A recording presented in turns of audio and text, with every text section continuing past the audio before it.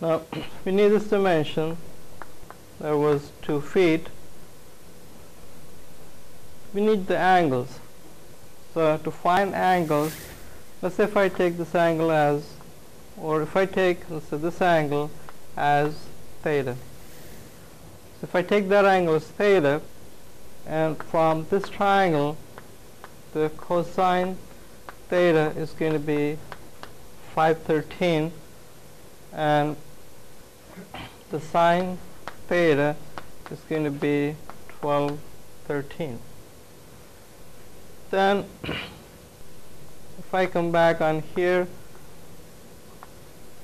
and let's say this angle is theta,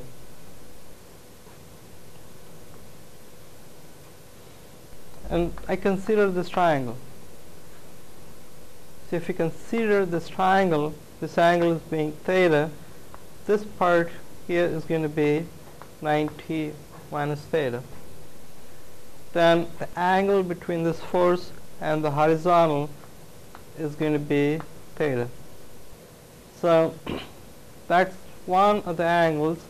We got to do the same thing for this one here. And suppose this time I take this angle. I take that as alpha. So if I take that as alpha, then again from this triangle you can see that sine alpha is going to be 3/5. Cosine alpha is going to be 4/5. If this angle here was alpha, this angle is going to be 90 minus alpha. So the angle here, that's going to become 90 minus alpha. And if that's 90 minus alpha, this here is going to be 90 minus alpha, or this angle here should be alpha.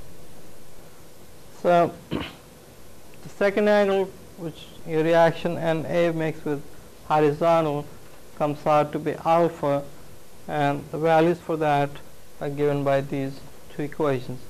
See, a lot of time when you have these numbers, you don't have to find angles, because all you need is sine theta and cosine theta, and those values come out of the triangle which is given to you.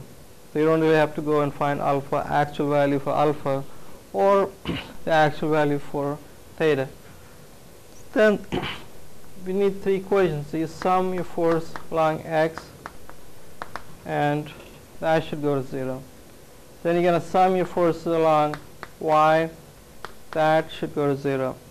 And we could pick a point and then sum the moments about that point. And for this problem, a good choice will be, let's say, point A. So we sum the moments about that point. So these are going to be the 3 equations of equilibrium. And to do that, you have to find the components.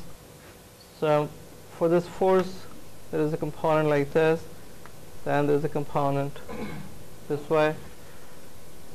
Same thing is going to happen here.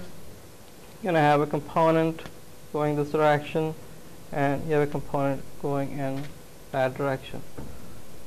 So the component for the first force in the x direction is NA cosine alpha, and cosine alpha is 4/5. So that's one component. Then we have NB.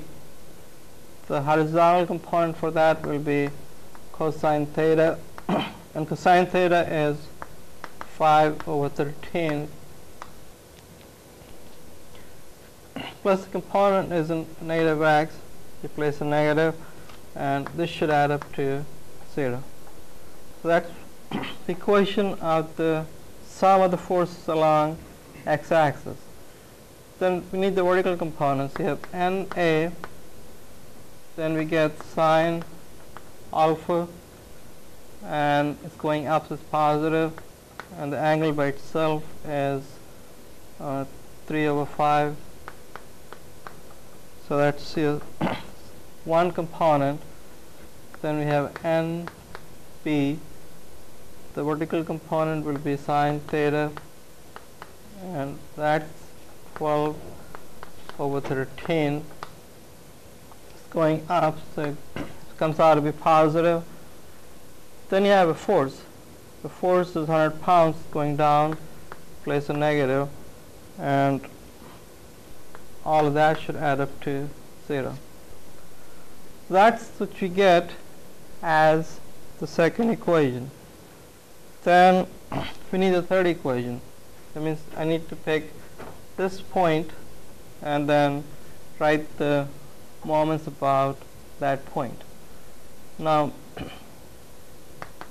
when you choose that point, and you need the moment of this force about this point, it goes right through that point, so your d is 0, which means the moment of this force about this point is going to be 0. So we need to, you don't have to worry about that. Then you have 100, that's the second force. The perpendicular distance of that force from point A is 3, and about this point, this force will cause a clockwise moment. So if you have a clockwise moment, and we're going to take counterclockwise moment as positive, you need to subtract this. Then we have this one, 200, so that should add up into the equation, except that's also clockwise. So if you want to make that as counterclockwise, so you attach another negative. Then we need the